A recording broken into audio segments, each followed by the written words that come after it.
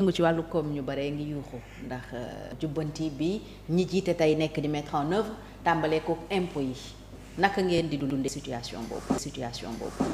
bon xam nga lu nekk li ci am solo mooy nga prioriser ko si. surtout dans le secteur économique dafa am solo nga relancer dafa am solo nga rassurer les gens. Mais en même temps nga wax leen exigence ak devoir dañuy leen incomber. yu yu pourquoi ñu taxaw fii. dafa am yoo xam ne kenn mënuñu ci déroger. surtout une entreprise. mais tey soo xoolee énormément d'entreprises sénégalaises aujourd'hui li leen impacté c'était d'abord Covid bi. on n'a pas eu de soutien c'était l'ancien régime. gisuma honnêtement benn mesure d'accompagnement bu gars yi ainsi jëloon pour accompagner l'entreprise sénégalaise. pourtant waxoon nañ ko de. mais ay wax la woon 2 mois de différé nañ ñu defoon sur les échéances. en dehors de loolu gisuma ni Maroc jàppale entreprise am ni Côte d'Ivoire jàppale ay entreprise am ni occidentaux yi jàppale seen entreprise yi gisuma kenn mais énormément de nos entreprises fan nañu commencé am problème man xoole ci secteur bi ma nekk kenn mënul woon def des travaux à partir de ta maison. Oui. télétravail kenn mënu ko woon def tu es obligé que nit ci dem à l'usine ñu tëj ne kenn du dem il faut que ku nekk toog këram mais conséquences yooyu anam mooy law ba léegi te énormément de banques ne suivent pas ñu ngi ñu jël paaka teg suñu baati te xamuñu lay conséquences une entreprise mais da nga ko war a jàppale dimbali ko pour mu prospérer. beaucoup d'entreprises tey seen problème tey loolu la woon c'était sous l'ancien régime. il faut le reconnaître. Mais aujourd'hui, ce nouveau régime-là a certainement trouvé une situation particulière.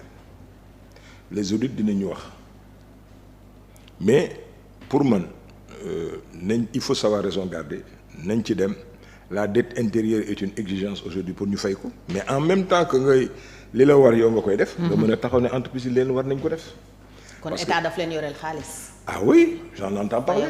soo xoolee la convention état employeur. L'État du Sénégal depuis 4 ou 5 mois ne paye pas. C'est pas bon. Pendant ce temps mais les entreprises ñi ngi jëlee ay xale ñi ngi yore ay nit di leen embaucher di leen fay. mais contrepartie wu état ba léegi yegseegul kooku su yegsul problème la.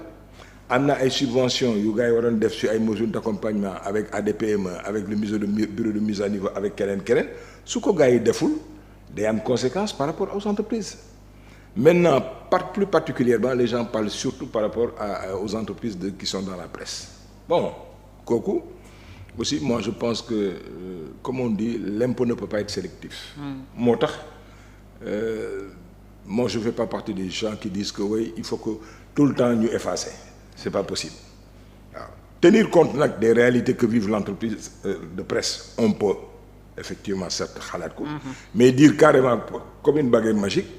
dañ leen defal ay faveurs yoo xam ne yeneen entreprise yi amuñu ko y a un problème parce que ki crée entreprise am defagul 5 ans mais entreprise la boo xam ne en émergence la suñu ko accompagner wul defal ko ay mesures d'ordre fiscal du sotti kon moi je dis certes dialogue bi dafa am nañu waxtaan nañu discuter mais yow suba teel ne systématiquement gars yi du ñu fay di l'impôt man d'accord ma ci loolu. kon Macky mi naroon a baale il avait tort. mais c'était très politique. Ce régime-là nous a créé beaucoup de difficultés beaucoup de problèmes aussi nañ ko wax tey.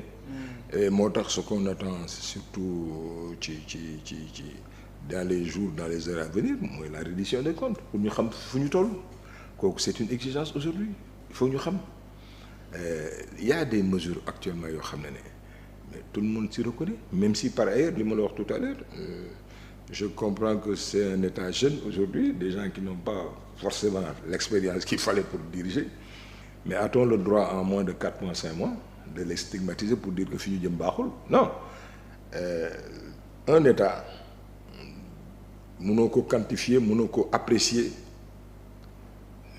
ci ñetti weer sur 4 mois 5 mois 100 jours au minimum 1 an 2 ans ci bu naree neex mu waxee xëy mais il y a eu des erreurs am na loo fi fekk mais qu'on leur fasse un peu confiance parce que quand même sur l'essentiel il y a des fondamentaux yoo xam ne nit ci d'accord nañ ci li mu wax par rapport aux tirailleurs sénégalais ça il le mérite au moins de réveiller quelque chose chez Macron c'est une très bonne chose les relations de dignité c'est important mais on ne vit pas que de ça moo tax may wax toujours ne que ñun Côte du Mali du suñu nawle Burkina du suñu nawle Niger du suñu nawle ñun suñu nawle ci sous-région bi ñu nekk Côte d'Ivoire kon soo déggee ay Choguel Maïga un gars boo xam ne amul ku ko gën a versatile ci àdduna depuis Moussa Traoré le gars est là régime bu yegg si mu ànd ak moom kooku war na taxaw tey di jox ay leçons de morale di wax ne Sénégal c'est une démocratie théorique et puis en présence du premier ministre waroon na ko wax ne que je respecte votre point de vue mais je ne le partage pas parce que démocratiquement ñun nañu ñëw waak Diomaye à 54%.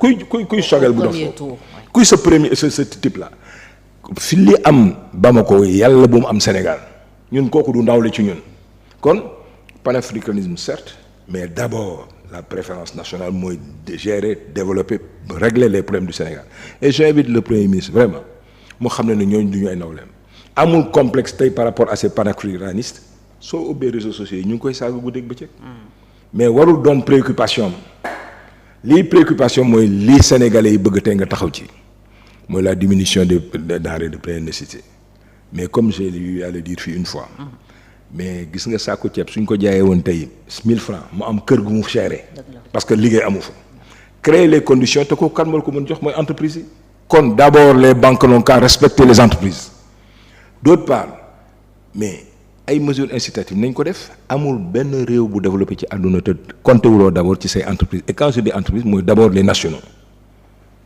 mais am na ay dëkk yoo xam ne xalaa ko Koweït Qatar mais entreprise bu fa yegg si par force le naar montain mooy moom 50% bu wala 51%. su dee da nga bëgg a pure sa entreprise nga dem ci domaine industriel bi pour liggéey li ngay liggéey à l'exportation yooyu préférence yooyu il faut ñu def ko actuellement à Dakar si on ne prend pas garde le Sénégalais montain risque de ne plus avoir la possibilité d'acheter une maison ou un terrain en Dakar intramuros.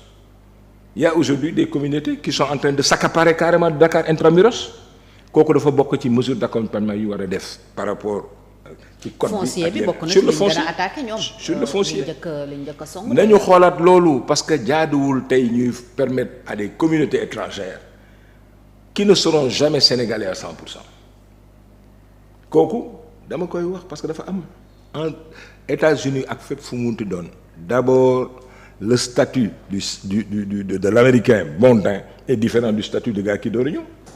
Vous avez les mêmes droits sur la constitution par rapport à l'espace d'expression etc. mais sur la promotion loolu c'est important kon yooyu dafa doon yoo xam ne kenn mënuñu ci déroger. mais le fait d'avoir de que Sonko ne dafay revisiter la totalité de nos contrats c'était une exigence de tous les Sénégalais. La négociation des contrats.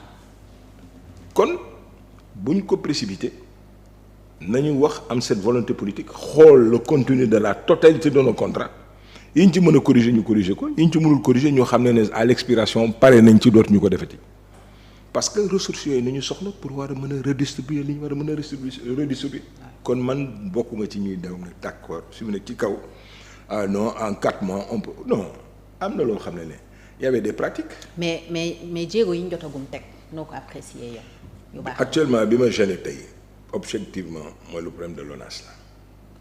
Office national de l'assainissement. Voilà, le DG a parlé, le ministre on l'entend pas. Il préfère se camoufler derrière des syndicats. Alors que la première logique dans une république, dans une bonne démocratie, surtout Khalil, moi d'en tirer toutes les conséquences, ne pas gêner aujourd'hui son régime. Dafa war a démissionner. Dafa war a démissionner. Cheikh Tidiane Dièye. Oui, taxaw en marche de la République ba affaire yi leer. suñ ko réhabilité. wane ne entaché wu ci dara mu dellu ci waat ci gouvernement mais la première mesure qu'on attendait de lui en tant que patriote mooy mu démissionner. li nga dégg ci docteur Cheikh Dieng ancien DG bi dafa tax nga njortu ne y a quelque chose. ah ben absolument et du man rek heureusement société civile beeg ñëpp. Sénégalais yëpp seen xel dafa tey aujourd'hui